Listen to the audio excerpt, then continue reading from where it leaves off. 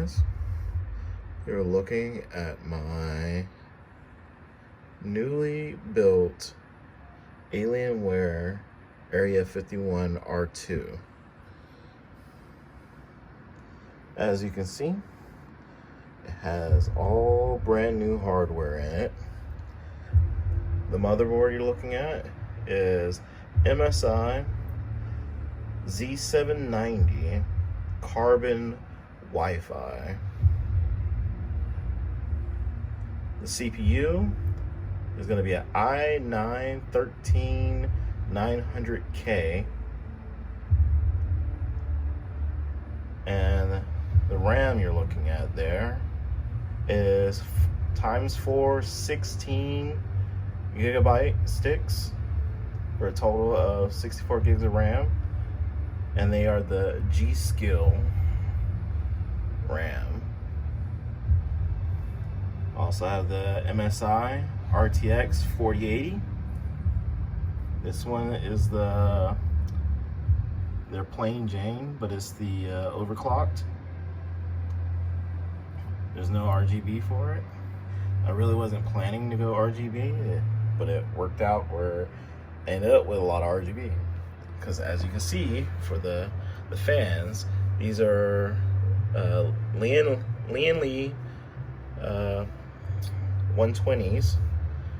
Actually pretty good fans. Ended up liking the way they glow anyways. As for the AIO, I'm using the Arctic Freezer 2, the 240, excuse me. Also got two Be Quiet fans. The 120s. Got one here for intake and one there for an exhaust. As you can see, I got three of these daisy chained together, and then I got this one separate. These two actually are exhausting out at the top. So basically my whole theory was to intake cold air from here, and here, and then exhaust it through here and back there, since this case is designed where the airflow is going to go to the top, so all hot air is exhausting out of the top. The power block that I got is also MSI. I'll add all the items that I have in the description in fuller detail. I just wanted to get a quick shot of what it looks like on the inside.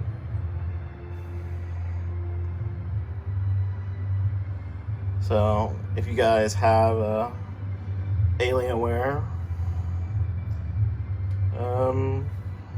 you know that, hey, it is possible to put the newest stuff in there. I absolutely love this case because of how it's designed. I know some people have complained about its cooling. I honestly can't really say what their issue is with cooling, but for me, I have no real issues with cooling in this case. With everything closed up, my GPU idling will go to around 31C. Sometimes I've seen it as low as 28C at idle.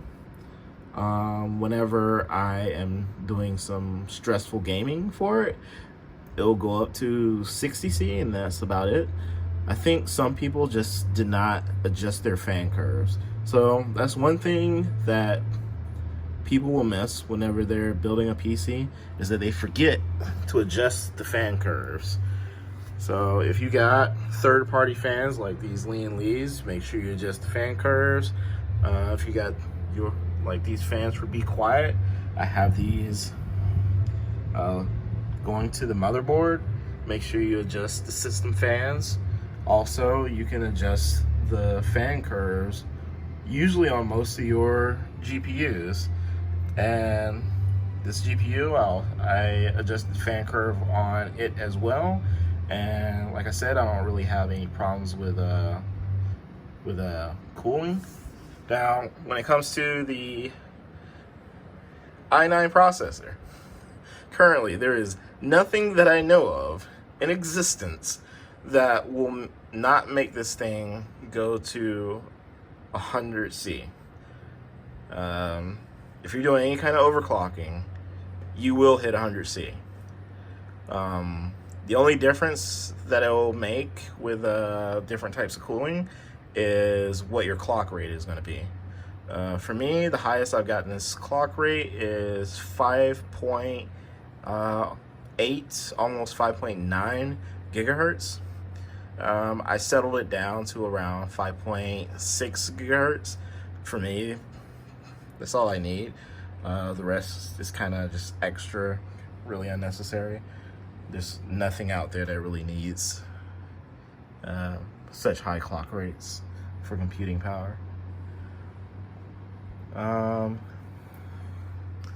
yeah, this is my case. Please excuse the mess. Alright, this is a temporary setup for me because I will be moving soon, but this is what it looks like on the front. I did do a modification on the front part here to actually fit the 360 configuration for fans, because it's actually not designed for it. What it's actually designed for is to have a 120 here and a 120 right about here. So I had to go drill and Dremel to add some airflow, but also add mounting points for the fans. I think it turned out pretty well. I like the way it looks. Looks pretty cool to me. And really what it comes down to is when you make a build is, do you like it? Do you like how it came out? Eventually I'm going to do some tidying up with the cable management, but with a case this size and all the cables that came with that MSI, those MSI cables that gave me are extremely long. Like, these are the cables for the GPU, and it runs from back here, and then I had to loop it back around to come back here. These things are long. They definitely give you a lot of room for spacing. Same thing with the 24 pin. This thing is really long. I have like no place to really like stuff this extra cord. But that's fine. It's better to have extra cord than just be this short, because there are upgrading an old case like this, there are a few cords in here that are pretty short and will not make the cut. So I had to get some extensions. Like I had to get an extension for the audio connector. I had to get an extension for the front IO connector. Otherwise, I just did not have a power button for a while.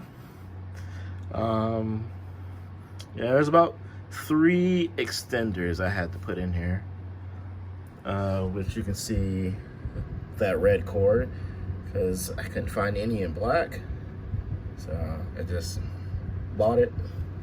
I needed it then. Same thing with the audio cord over here. If you can see it, don't really have good lighting here. And then I also have the fan controller for me and then right there, mounted back. But yeah, this is my build. You guys got any questions?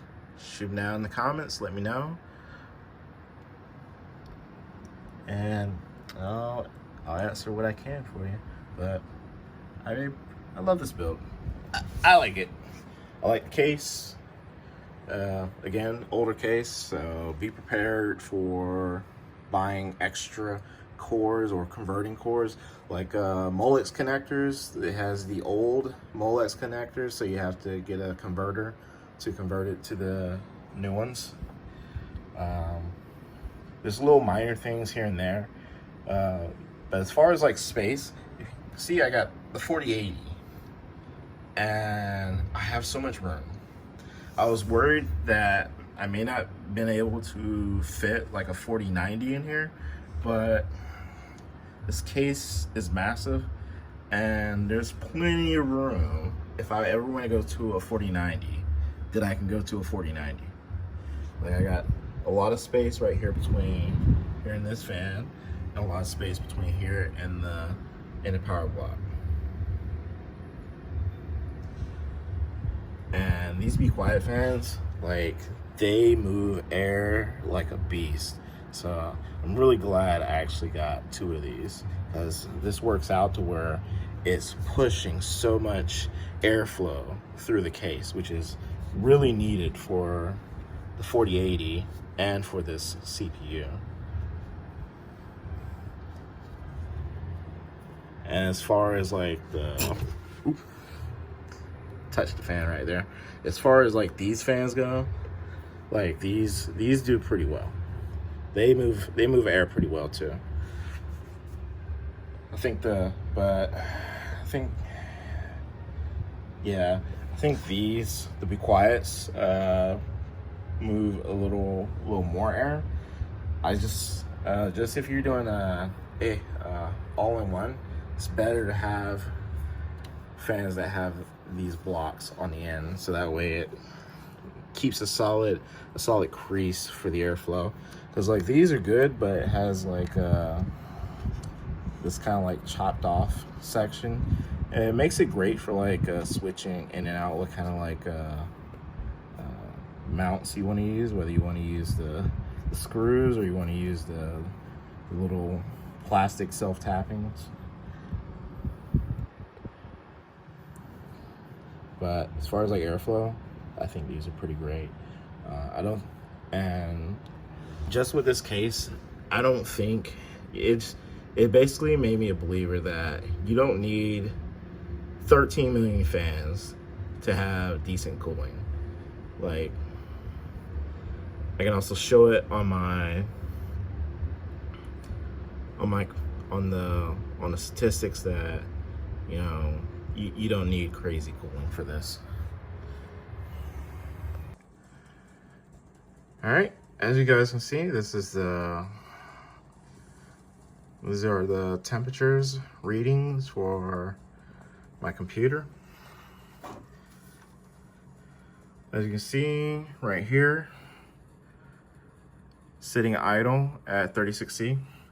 I have my CPU overclocked, but I also have the voltages set at auto, so it will basically give the voltage that it needs when it needs it.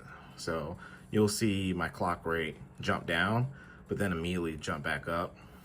That's normal when you set all your voltages to auto. Honestly, for the i9, I feel this is preferable for me, because if you just have the voltages cranked up, your CPU is just going to be running in the high 90s all the time. And for me, there's no point in that. I just have it set to auto, so that way it pulls the power when it needs it. And as you can see from my GPU, currently sitting idle at 31C. And I did some sentiment scores. Those were pretty good on those. Usually in the top 5-10% for scores for Cinebench, for 3D Mark, whatever, you know, all the benchmarks you can think of. This is scoring pretty high in its category. So for 4080s, i9s, it's scoring pretty high. So cooling is not a big issue in this case. As far as monitor goes, I'm using the Samsung Neo G9. This monitor, some people have reported issues with. So far, In my 6 months of owning this, I've had no issues with it. So I don't know if it's their specific computer drivers issue, or if it's just, you know, bad luck of the draw. You know, when you get, sometimes you get a defective product from manufacturing, it happens. As far as like firmware update, I have not done a firmware update on this since I got it. I just haven't felt the need to, and sometimes doing firmware updates can be a pain in the butt, so I just haven't done it yet, and kind of don't feel the need to unless they have like a significant update that's gonna, you know, be some kind of game changer or gives me a significant boost in performance. Other than that, I'm not gonna bother with it, to be honest. And since most of the components in here is MSI, I like to call this computer my Dragon Alienware, because that's, you know, that's MSI's logo. As far as like I'll go to their proprietary monitoring system. As you can see, I have all my fan curves set up. I have my system, my CPU fan.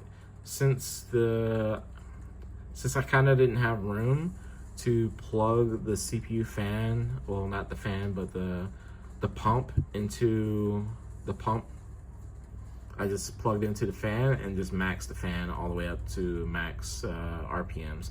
So this is technically not the CPU fan, this is the pump. Now it's gonna say it's running at this high RPM. It's probably not running at that high RPM since it's a pump. Water pumps don't do that.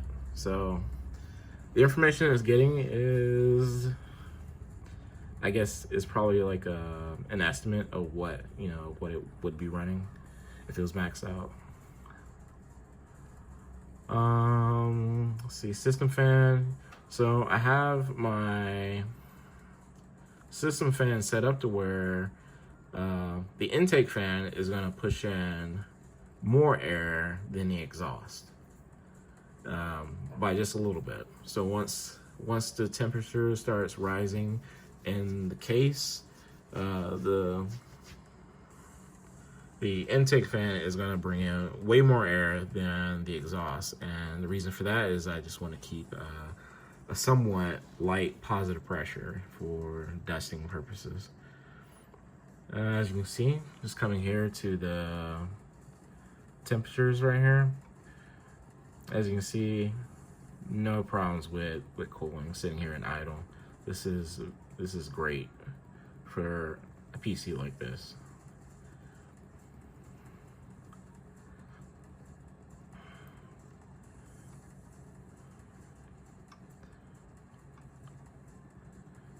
These are all the voltages. Like I said, all these are auto. I do have my XMP enabled, so getting roughly 6,000 megahertz transfers. These are DDR5 RAM sticks. They do amazing for me, so no issues. As you can see, 64 gigs of RAM. Right now it's only using 6.4 gigs. I rarely ever see it past 12 gigs. I went a little overkill for certain things I'm going to be using the computer for in the future. So that's why I have so much RAM. For gaming purposes, you don't need that much. Probably, I would say, to be safe, 32 gigs, because there are some applications that will tap out at around like 15, 16 gigs. So that might be an issue for certain games. I would go with 32 gigs if you guys are not, you know, if you're not going to want to go with the 64, I'd go with the 32. As far as storage goes, I got the Samsung 980s.